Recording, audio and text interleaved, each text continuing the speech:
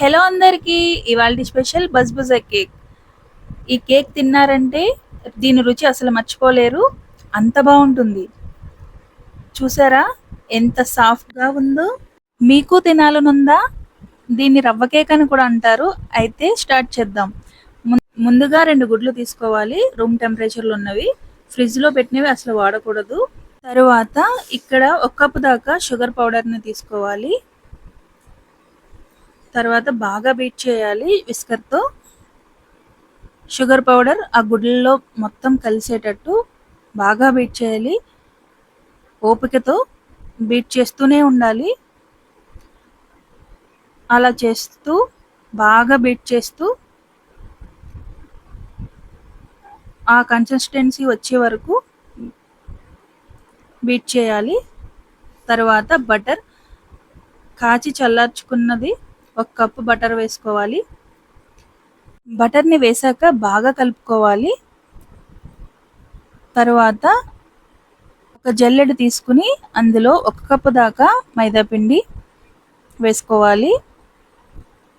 1 table spoon baking powder, 1 table spoon baking soda వేసుకుని బాగా జల్లించుకోవాలి. పిండి మొత్తం జల్లించుకోవాలి వీడియోలో చూపిస్తున్నట్టు.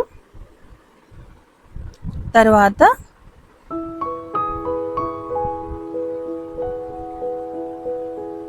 ఈ బ్యాటర్ని కట్ అండ్ ఫోల్డ్ మెథడ్లో కలపాలి. ఇది మామూలుగా కలపకూడదు. ఈ బ్యాటర్ని వీడియోలో చూపిస్తున్నట్టు బ్యాటర్ మొత్తం కలిసేలా కట్ అండ్ ఫోల్డ్ మెథడ్లో బాగా కలపాలి. అలా బాగా కలుపుకుంటూ కట్ అండ్ ఫోల్డ్ మెథడ్లోనే చేయాలి మొత్తం. తర్వాత 1 పావు కప్పు ఎండు కొబ్బరి పొడి వేసుకోవాలి. బాగా కలపాలి. రవ్వ, కరాచీ రవ్వ 3 స్పూన్లు వేసుకుని కట్ అండ్ ఫోల్డ్ మెథడ్లోనే కలపాలి. 2-3 డ్రాప్స్ వెనిలా ఎసెన్స్ వేసుకుని అలాగే కట్ అండ్ ఫోల్డ్ మెథడ్లో బాగా కలపాలి వీడియోలో చూపిస్తున్నట్టు. అలా మొత్తం కలిసేటట్టు కలుపుకోవాలి.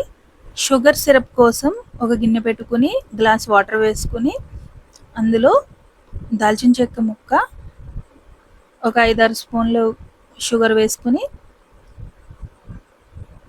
మరిగించి 2 పొంగులు వస్తే సరిపోతుంది.